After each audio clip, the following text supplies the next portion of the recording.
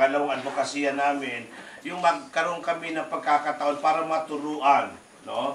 Yung mga tao na kulang sa karunungan, lalo na kulang sa karunungan sa kalusugan, kulang sa karunungan sa paghanap buhay, no?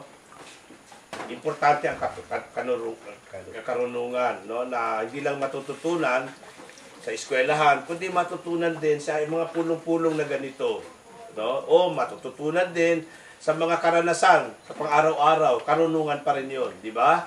No, mabuti o masamang karanasan, may natutunan tayo, di ba? So, sa pakikipag-ugnayan ko sa inyo, gusto kong pakinggan yung mga naging karanasan ninyo na magiging karunungan ko, magiging isang libro para sa akin para masolusyonan natin kung yung karanasan na yun di maganda o masama, mapabuti natin yung karanasan na yun. No? At yung pakanto namin na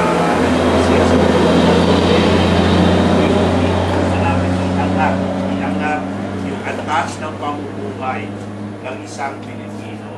No? Alam ko, dito sa kanayunan, lalo na ang kahirapan ang nangingibabaw. Maliban sa kulang sa oportunidad para kumita ng malaki, no?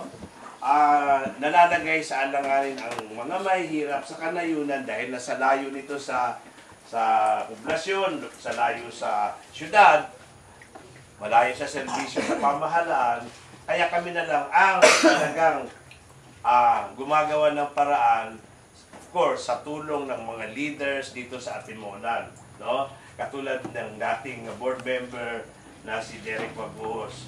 Bigyan natin siya ng isang masigabong palakpak. At maliban pa kay board member Derek Magbuhos, atin ding mabait na nurse, na isang konsihal, no? Na siya naging pangulo ng Beautiful Heart Foundation Atimonan Chapter.